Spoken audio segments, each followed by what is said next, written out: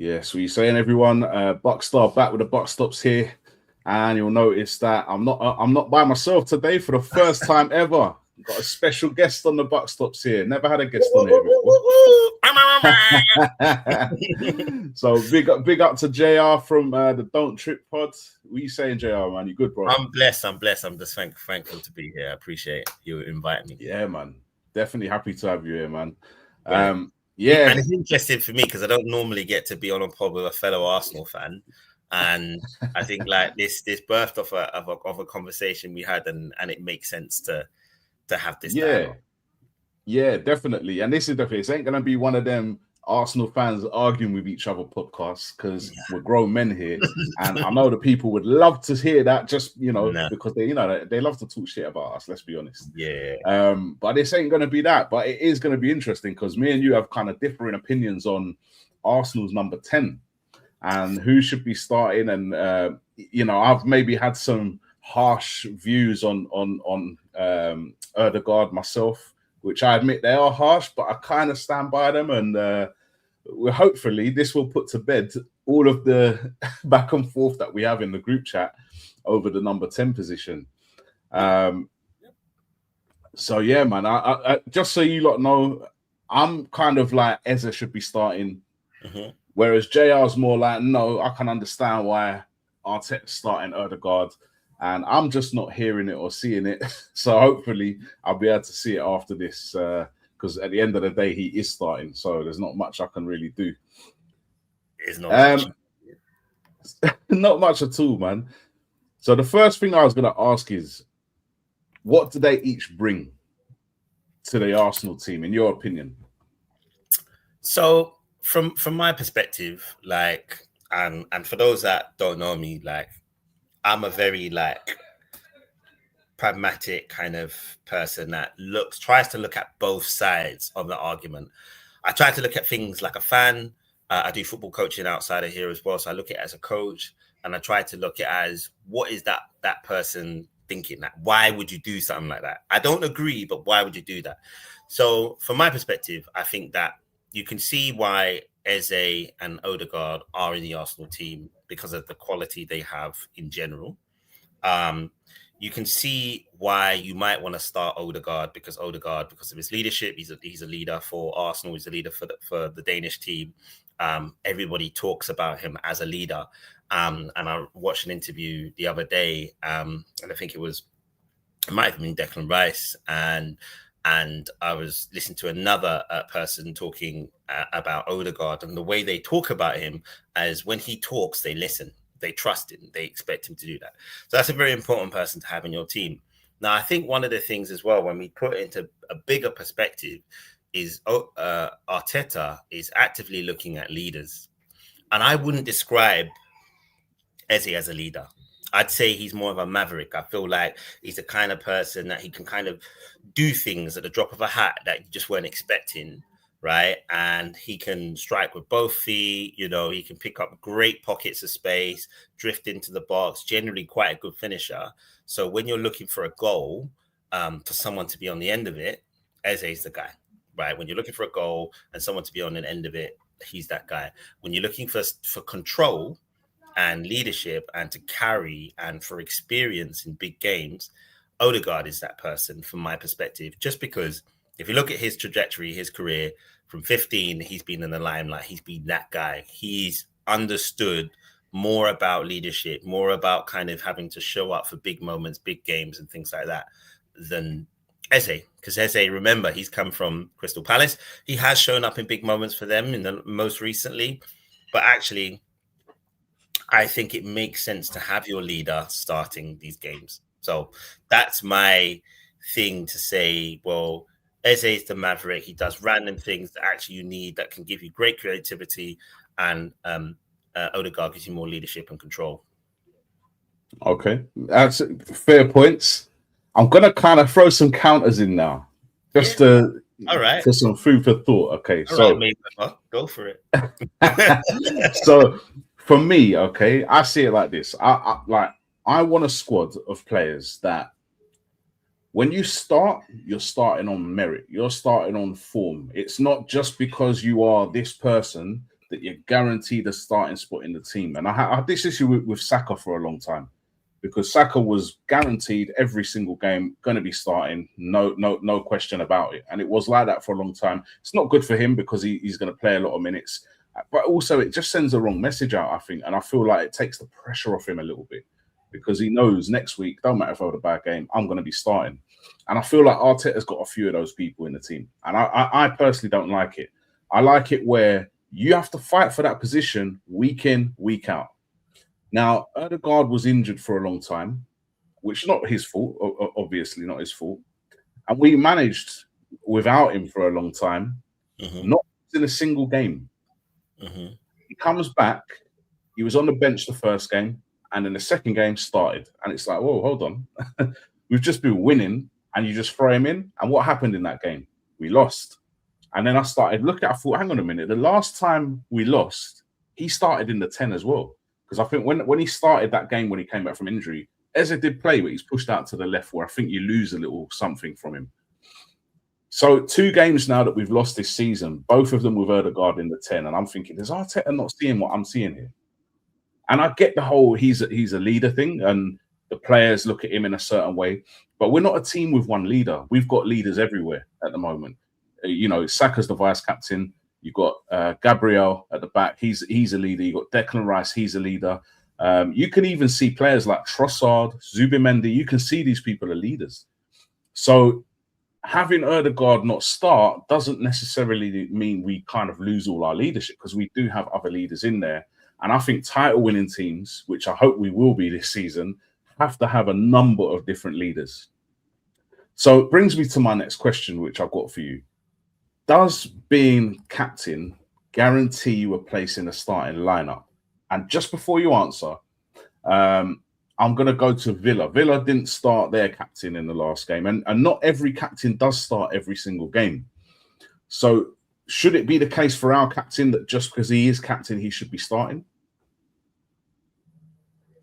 I don't think if we the more granular we get into the decisions of Arteta, I don't think that he starts just because he's captain. I think what it is in general, people start just because they're captain, right? Generally, but generally the captains are one of the most consistent people in the team. Generally, not starting your captain sends a message to the team that may or may not be confusing. It might be like, even the captain's not pulling their weight, like, so you lot better be scared, right? Or it might be this individual is going for a moment, they need to be pulled away. And you see generally when the captain isn't performing, they still show up, they still get played. I would say it doesn't guarantee your space, but it gives you more time. I think captains get more grace. They say, if you're not performing this game, you've got another game to prove, because you're offering a bit more than just your performance. You're offering your leadership. So you see it all the time. Harry Kane, like for England, he was terrible for game after game after game. And it wasn't until one of the last games that he, in the last England campaign, where he was removed, and then Ollie Watkins came on and he scored and done well and all these other things. But I think in general, you need your captain. I think it shows the person that you trust the most is normally the captain, the person that you feed most of your ideas to, the most that the people you expect to do the organizing. And I think what it is for each unit, you should have a leader. For the other obvious person is Rice. He's probably, if Odegaard were to leave, he's one of the people that will be definitely in line for the captains. But Gabriel is probably most likely to be that, and Saka, just because of what he's done for the club already. But I think the captains get more grace when it comes to starting. Yeah. I don't think it shouldn't be a guaranteed start unless the captain isn't performing like a captain. And that doesn't just mean that you're not performing well. Like, it means you're not trying and working and pushing the team up the pitch, etc., etc. Do you know what I see with him though? Right, I see a lot of what we call at work a busy fool, where he looks busy, He looks like he's running all over the place. He looks like he's covering a lot of ground. But then the end product 9 times out of 10 isn't there. I mean, he can't shoot for shit. Let's be honest. I've seen his shooting. His shooting's awful. Games, though, the last couple games, he played like a captain. Would you admit? Definitely the last game. I'd say the last game. I'm not gonna lie. Last game he did have a good one, and definitely played like a captain. Got an assist as well. So you know that shut me up for 1 week. but I'm gonna throw this up now. Yeah. So here's some of the statistics that we got. Okay, so all right, 1 less appearance than Eze, and it doesn't take into account substitute appearances. It's just overall appearances. Okay. You got 1 goal for Odegaard, whereas Eze's on 4, albeit 3 of them came in 1 game, the hat-trick against Tottenham. But still, it's still a goal. Goal is a goal for me. Assists, he's only 1 behind Odegaard. Goal involvements, he's had more, 6-4. Passes, you've got Odegaard, which doesn't surprise me. He's on 509, whereas Eze's on 342. That doesn't surprise me because Odegaard is on the ball a lot and he does pass the ball a lot. But dribbles, he's got more than double the dribbles of Odegaard, 32-15. And this one is the one that interested me a lot, and I just want to get your take on it. Duels 1, 29 for Odegaard, 54 for Eze. So this is, this is an important statistic, I think, for particularly when you're in a tough game and you know there are a lot of duels that you have to win, and usually it's it's one in the midfield. So how is Arteta justifying dropping Eze? I don't understand that. And not only dropping him, the last 3 games, he has had 0 minutes. 0 minutes in the last 3 games. I hear that. Mad. But I think context is very important in stats. Like, we've had a conversation about stats before, and like I appreciate stats, but I can't live by them completely. Because in the same breath, like Odegaard is in the top 90 percentile of progressive carries in Europe. Eze is not. We also, if we look at context, we have to look at where Eze plays. Eze has played on the left wing where he's in constant duels, constant 1v1 duels. You have to win those battles, right? Whereas where Odegaard picks up the ball is not about duels. It's about kind of, can you get the ball ticking? Can you get the ball moving?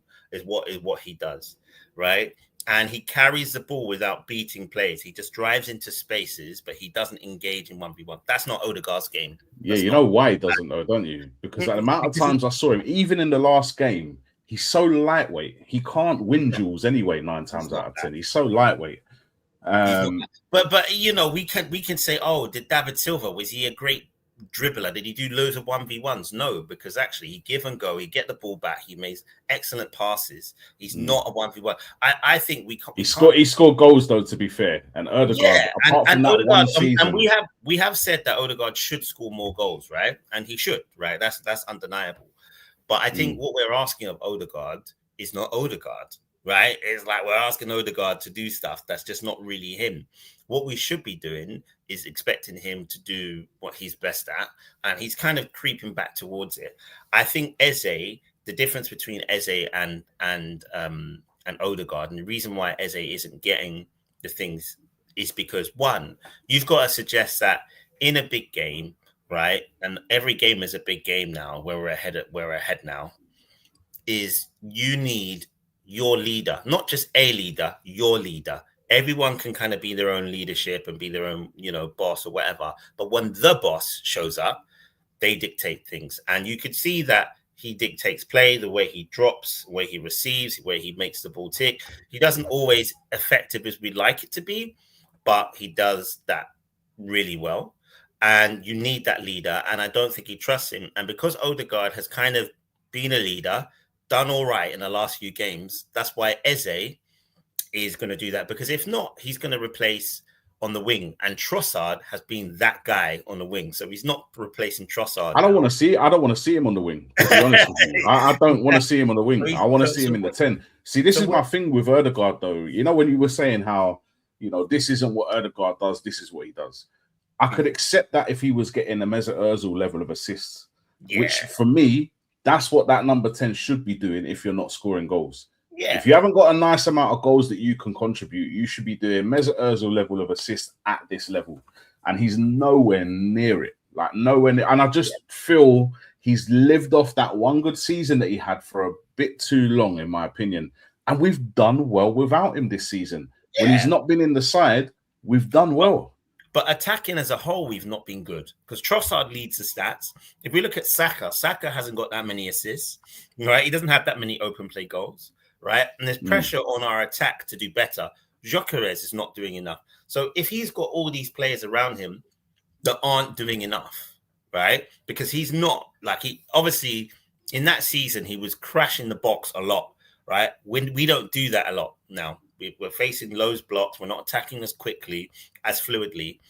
So it means that he's not crashing the box. So it means that he's not just going to pick up the ball and whip it in top bins. That's not his game. He's not going to do that. It's like expecting, Marino to kind of gallop up and down like Rice. That's why when he plays there, we lose a lot because that's just not him, right? He's I'm going to get the ball ticket. I'm going to be neat with the passing. I'm going to win a lot of these headers. I'm going to do this, but I just don't have pace. I don't have the legs. I can't do that. Well, I think if we put that context into play and we say our right wing, the person who he plays with the most, isn't scoring, isn't assisting a lot. Our centre forward is not scoring, isn't assisting a lot, right? So it means whoever he plays in front isn't scoring, isn't assisting a lot. That's where it's like, well, that's his side. Anything on the other side is where the goals are coming from, Rice and Trossard, right? Even the creativity, Calafiori is coming from all that side. Out this side, nothing is going on, like nothing. So I think if we use that context, I don't want to be as harsh on him, but I agree that he should do better. Like ultimately, you can't keep going through the season with, 5 goals and 3 assists. Like that's not that's what Ben White does. Do you know what I mean? It's not. This is it. Number 10 does. But if we're winning games, I don't care. You know what I mean? If we're controlling games.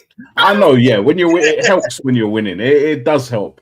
Yeah. But I have to be consistent here because when Liverpool fans were telling me, yeah, but Wirtz isn't doing well because no one, I weren't hearing it. I was like, no, I don't care, man. If you're the main man, you got to step up and do something different. If everyone else ain't performing and you're that guy, you got to step up. So I have to keep the same energy with Ozil. And this is where I come to Eze now. Eze is a moments player. He's providing moments. He can be quiet, and then boom, he's produced a moment that wins you a game. Yeah. And what do they all say at the top level, which I'm hoping we're going to see against the bigger sides and against like the Champions League sides, is you win and lose games in moments. So I don't want to see Eze sitting on the bench for too many of those games, bro. Like, I'll be honest with you. Like, it would make me nervous to see him on the bench. Do you know what the other thing is? I think not even giving him a run out is mad for me. Like when the game is tight and you need something, just throw him on. He'll come on and produce something mad. Yeah, but this is it. Let's see what Arteta's got to say anyway. Arteta, go on. What we can see now. Sorry, go on, bro. More context is what type of team are our team is a team that likes to be defensively sound, and Eze is not defensively as good as Odegaard. That's why Nweri's not playing. That's why Eze is not playing. And you saw what happened in the Aston Villa game, where he contributed to conceding the very last goal as well as Odegaard as well. But he doesn't like that. So what it means is, who do I trust more defensively? I'm going to put that person there. And that's why previously Martinelli I don't trust any of them defensively. I don't trust any of them. But listen to what he says, though. This is what Arteta said. I was reading this earlier, yeah? So, was it 22 appearances and 17 starts, Eze's had? And so Arteta basically said, this is on him not starting. I speak to every player. The players always need to understand, and the manager needs to understand how each one is feeling. Assess games, assess the emotional state. Ebbs has played more games, more minutes than ever at this time. He's played, I think, 22 out of our 28 games or something like this. He never played that much football, so we're on a good track. Do you think that's a fair comment from Arteta? the fact that in his career, Eze doesn't usually play that many games because he is quite injury prone, to be fair, and he has had a lot of injuries, Eze. So, what do you think? Yeah, I think if we want to kind of critique Arteta, the way we usually critique Arteta is, oh, you keep playing these players, rotate. Odegaard's not played that many minutes in comparison because he had gaps in between and he's kind of managed what he's been doing. We started a different lineup with Martinelli and Madueke the other day, which was a surprise for the other team, but also for us, but we're managing minutes. So if Eze is just sitting on the bench for a while and he's just brought up a stat that suggests that he doesn't normally play that amount, let's trust him. We have to trust this process because it's got us this far, right? We are ahead at the moment. We're significantly ahead. If Chelsea win, we're 6 points clear, right? So it 0-0 at the moment, I think. We are yeah, cool. That's still 5 points clear, which is fine. But it just means that we're ahead. We're where we're meant to be. He's doing his job. We just need to trust that he's doing the right thing. He sees these players in a day in, day out, sees them on the bench, sees them in training, sees them when they're doing their physio stuff. He knows them better than we do. We just want to see exciting. But that's why we want to see him wary. We're like, oh, why is he not playing? We want to see some exciting stuff. But realistically, as a manager, you just want to see a win. It doesn't matter how you win. You just want to see the win. And if I trust that these players are going to do the defensive work when we're 2-1 up better than this one, which we have seen in where he not do as well as he should have done, then I'm going to play to win. So I'm going to play what I trust. And that's what's going on. And Odegaard, he trusts Saka, he trusts Rice, he trusts Zubi, he trusts. So he's going to keep playing them.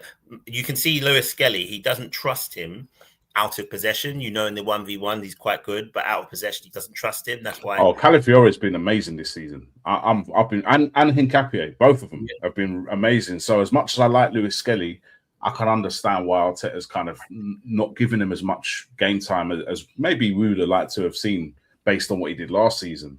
But I mean, Calafiore was brilliant. And I love Hincapié, bro. I think he's brilliant player, man. I'm so glad we got him. I think he's on loan, but with an option to buy in the summer or something. Obligation to buy, yeah. There's an obligation to buy. Excellent. That means he's going nowhere. Yeah. But yeah, so I can understand that. But yeah, listen, man, it's been good. It's been interesting. I just got I got a few questions, but you can only answer yes or no. Yeah. Okay. No pressure. Will Victor Gyökeres ever come good? Yeah. Will Arsenal win the Premier League this season? Yeah. Would you prefer it if we won the Champions League?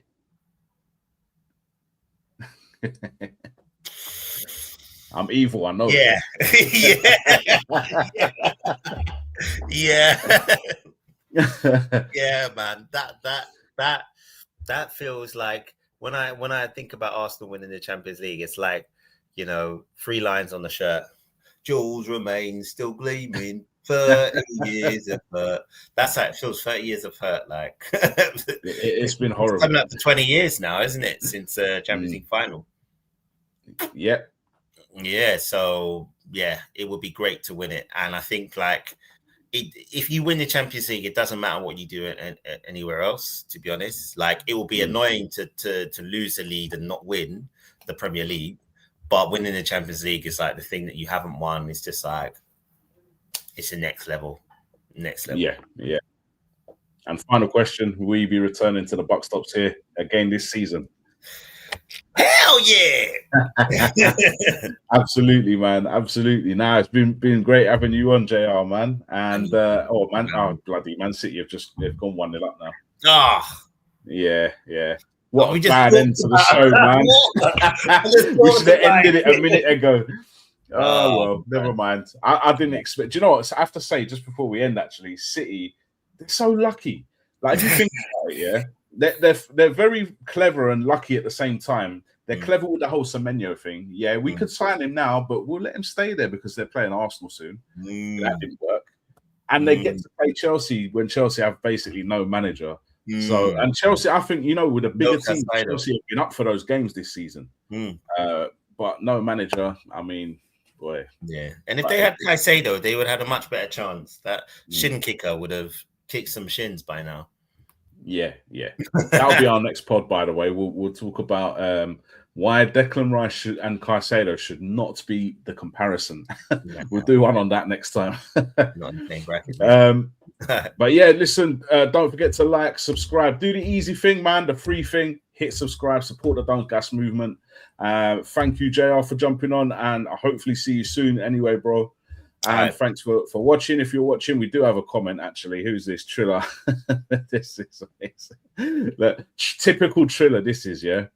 Look at the first comment. Look, Arsenal stink. He's a Liverpool fan, so he's there. He's probably crying in the car right now. Stink. Yeah. Stink, wow.